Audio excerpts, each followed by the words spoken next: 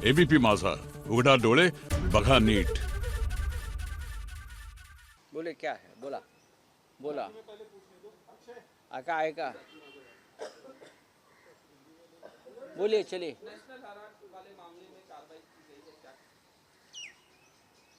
देखिए कार्रवाई का टाइम देख लीजिए। चुनाव चल रहा है। राहुल गांधी प्रियंका गांधी 5 राज्यों में चुनाव प्रचार में जोर शोर से कांग्रेस को जिताने के लिए काम को लगे हैं। कांग्रेस को जिताने में बीजेपी को हराना। माहौल बहुत ही अच्छा बन गया है। प्रधानमंत्री मोदी, गृह मंत्री अमित शाह जी सब लगे हुए हैं पूरी सरकार को लेकर। पूरा सरकार उतार दिया है। तो इसी समय नेशनल हेराल्ड की प्रॉपर्टी जब्त कर दी। नेशनल हेराल्ड एक अखबार है और इस अखबार को पंडित जवाहरलाल नेहरू ने स्थापित किया था। यह अखबार का योगदान रहा है भारत के स्वतंत्रता संग्राम में और देश के पहले प्रधानमंत्री नेहरू जी हो, उनका परिवार हो, कांग्रेस के सभी नेता हो, सभी उस अखबार से जुड़े हुए थे। महात्मा गांधी जी। अब ईडी हो या और कोई हो, प्रॉपर्टी जब्त कर ली है। कुछ केस होगा, हो सकता है। बीजेपी में भी ऐसे बहुत से है केसेस, लेकिन उनकी प्रॉपर्टी जब्त नहीं होगी। अब इकबाल मिर्ची की प्रॉपर्टी खुली की जाएगी। हमारे भी प्रॉपर्टी जब्त कर दी है। जिस घर में मैं रहता हूँ वो प्रॉपर्टी भी जब्त है। जो हमारे विरोधी है, जो हमारे खिलाफ प्रचार कर रहे हैं चुनाव में, वो सभी को इस प्रकार से आप परेशान करेंगे। लेकिन जो आपके वॉशिंग मशीन में आ जाएंगे, उनकी प्रॉपर्टी छूट जाएगी। अब जो बीजेपी के साथ जो एनसीपी के लोग गए हैं, चाहे अजित पवार हो, चाहे प्रफुल्ल पटेल हो, चाहे हसन मुशर्रफ जी हो, हाँ, शिवसेना के लोग हो, उनकी भी प्रॉपर्टी ईडी ने जब्त कर ली थी। लेकिन अब मेरी जानकारी है अब वो छूट रही है। हमारी नहीं छूटेगी, हमारे बच्चों की प्रॉपर्टी नहीं छूटेगी, अनिल देशमुख जी की प्रॉपर्टी नहीं छूटेगी, लेकिन जो बीजेपी के साथ है उनकी प्रॉपर्टी छूटेगी। अब ये नेशनल हेराल्ड का जो मामला है, ये राजनीतिक मामला है, पॉलिटिकल मामला है। आप हम सबको दबाना चाहते हो, हमारे आवाज़ दबाना चाहते हो, लेकिन इतना आसान नहीं है। ये लड़ाई देश के लिए चल रही है, देश के लोकतंत्र के लिए चल रही है और ये चलती रहेगी। चाहे आप हमें गिरफ्तार कर लीजिए, चाहे हमारी घर, ज़मीन, जो भी थोड़ी बहुत प्रॉपर्टीज़ है वो जब्त कर लीजिए। ब्रिटिश काल में यही होता था, उस वक्त भी यही होता था। ईस्ट इंडिया कंपनी थी, अब वेस्ट इंडिया कंपनी है।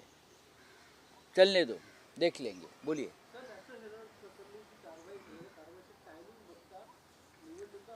नॅशनल हेराल्डवरती अचानक काल कारवाई झाली। त्याची चौकशी सुरू होती, त्या संदर्भात काही व्यवहारांची असू शकते।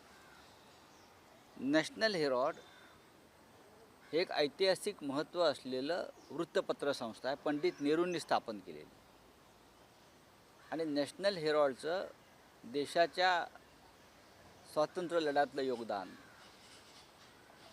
त्यानंतर अनेक चळवळीतलं योगदान फार महत्त्वाचं आहे। पंडित नेहरूंचं आणि अनेक स्वातंत्र्य चळवळीतल्या काँग्रेस नेत्यांचं नॅशनल हेराल्डच्या उभारणीमध्ये महत्त्वाचं योगदान होतं।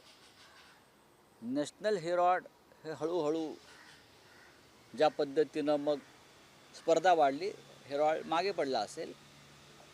हेराल्ड जगवण्यासाठी काही व्यवहार झालेले आहेत आणि त्याच्यामध्ये काँग्रेस पार्टी आणि त्या ट्रस्टमध्ये काही व्यवहार आहेत अशी माझी माहिती आहे। मला का मी त्या तपासात गेलो नाही। आता ती प्रॉपर्टी जप्त केली, त्या संदर्भात गांधी परिवाराची चौकशी केली। या देशामध्ये जे मोदी आणि शहांच्या विरोधामध्ये आहेत किंवा भाजपच्या विरोधामध्ये आहेत, त्यांच्या चौकशा होतात, त्यांच्या प्रॉपर्ट्या जप्त होतात. आमची झाली.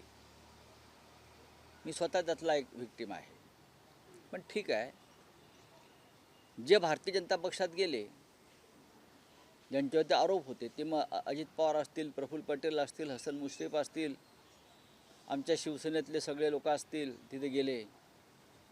त्यांच्यावरसुद्धा ईडीच्या कारवाया सुरू होते, त्यांच्याही प्रॉपर्ट्या जप्त झाल्या होत्या. आता इक्बाल मिरचीसह सगळ्यांच्या प्रॉपर्ट्या मोकळ्या होत आहेत अशी माझी माहिती आहे. पण ऐन निवडणुकीमध्ये गांधी परिवार, प्रियंका गांधी, राहुल गांधी हे 5 राज्यातल्या प्रचारामध्ये असताना नॅशनल हेरॉची प्रॉपर्टी जप्त करून सरकारने काय दाखवलं आहे की आम्ही घाबरलेलो आहोत. ते सरकार घाबरलं आहे पराभवाच्या भीतीनं. तुम्ही प्रचारामध्ये फार जोर लावू नका उरलेल्या, हा इशारा आहे. पण ही लढाई देश वाचवण्यासाठी आहे, लोकशाही आणि स्वातंत्र्य वाचवण्यासाठी आहे. आणि त्याची किंमत आम्ही सगळे चुकवत आहोत. मग आम्ही असू, शिवसेना असेल, काँग्रेस पक्षातले प्रमुख नेते असतील, राष्ट्रवादी शरद पवार असतील, तेजस्वी यादव असतील, ममता बॅनर्जी असतील, या सगळ्यांवरती फक्त भाजपला किंवा मोदी शहांच्या संदर्भात सत्य सांगतायत म्हणून कारवाया होत आहेत. पण याचा अर्थ असा नाही की आमचा आवाज आपण दाबू शकाल आणि आम्ही शांत राहू. नाही, या देशामध्ये लाखो करोडो जनता अशी आहे ज्यांना या लढ्यामध्ये आमच्या उतरायचं आहे.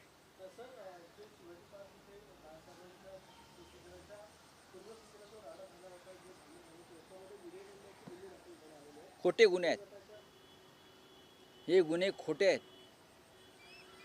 शिवसैनिकांवर तुम्ही तिथे जो काय रस्त्यावर संघर्ष झाला म्हणून विनयभंगाचे खोटे गुन्हे दाखल करता, ही विकृती आहे गृहमंत्रालयाची. गृहमंत्र्यांनी या विकृतीवर तोडगा काढला नाही तर आम्ही पाहू काय करायचे. पण अशा प्रकारे आंदोलन करणाऱ्या शिवसैनिकांवर, जे गद्दार आहेत, जे बेईमान आहेत, जे भ्रष्ट आहेत राजकीयदृष्ट्या, त्यांना शिवतीर्थावर हिंदुहृदय सम्राट बाळासाहेब ठाकरे यांच्या स्मृतीस्थळावर रोखण्याचा नक्कीच प्रयत्न झाला गद्दारांना. आणि तुम्ही त्यांच्यावरती विनयभंगाचे खटले दाखल करून या सरकारची विकृती, या गृहमंत्रालयाची विकृती उघड केली. ही विकृती महाराष्ट्राला बदनाम करते. पण लक्षात घ्या, मगाशीच मी सांगितलं, तुम्ही आमच्यावरती किती खोटे गुन्हे दाखल करा, आम्हाला अटका करा, आमचा संघर्ष चालूच राहील, न्यायालयात राहील आणि रस्त्यावर सुद्धा राहील. विनयभंगाचे गुन्हे दाखल करायचे असतील तर खरं म्हणजे ज्या महिला तिथे बेईमान गटाकडून घुसल्या आणि दादागिरी करत होत्या त्यांचे व्हिडिओ आपण पहा. काय पद्धतीनं त्यांची भाषा आणि भूमिका होत्या, त्यांच्यावर तुम्ही काय कारवाया केल्यात. हे कायद्याचं राज्य असेल तर अशी एकतर्फी कारवाई करणं यालाच विकृती म्हणतात. देवेंद्र फडणवीस हे राज्याचे गृहमंत्री आहेत की नाहीत, की त्यांना कोंडून ठेवलं आहे आणि दुसरं कोणीतरी राज्य करत आहे, गृहमंत्रालय चालवत आहे, हे आता पाहावं लागेल. राहुल गांधी का बयान आया प्रधानमंत्री को लेके और जो वर्ल्ड कप हारे हैं उसको लेके, क्या कहना चाहते हैं? बात ऐसी है कि एक ट्रेंड चल रहा है सोशल मीडिया पे, लेकिन हम हमेशा प्रधानमंत्री पद का सम्मान करते हैं. आप व्यक्ति के ऊपर टीका टिप्पणी कर सकते हो, लेकिन राष्ट्रपति है, प्रधानमंत्री है. लेकिन अगर लोगों की भावना राहुल जी ने रखी है तो उनका एक भाषण करने का अपना अंदाज है, इतना मैं कहूँगा. इस राज्य में लॉ एंड ऑर्डर की परिस्थिति दिनों दिन बहुत ही गंभीर होते जा रही है. मराठा समाज सड़क पर उतरा है, धनगर समाज उतरा है, ओबीसी उतरा है, और इस राज्य का गृह मंत्री और गृह मंत्रालय, उनको ये मालूम नहीं कि राज्य में क्या हो रहा है. 5 राज्यों की चिंता है हमारे गृह मंत्री को और मुख्यमंत्री को, वहाँ प्रचार को जा रहे हैं. लेकिन अपने राज्य तो हमारा राज्य जल रहा है। ये परिस्थिति बहुत ही खतरनाक और गंभीर है।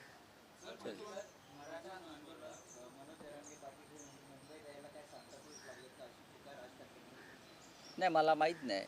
मनोज जरांगे पाटील त्यांना उत्तर द्यायला समर्थ आहेत। मनोज जरांगे हा एक फाटका माणूस आहे। तो त्याच्या समाजासाठी लढतो। आमच्या सगळ्यांच्या भूमिका आहेत, जे आम्ही राष्ट्रपतींनाही सांगितलेलं आहे जाऊन सगळ्यांनी, की सर्वसमावेशक असा तोडगा निघावा आरक्षणाच्या मुद्द्यावर।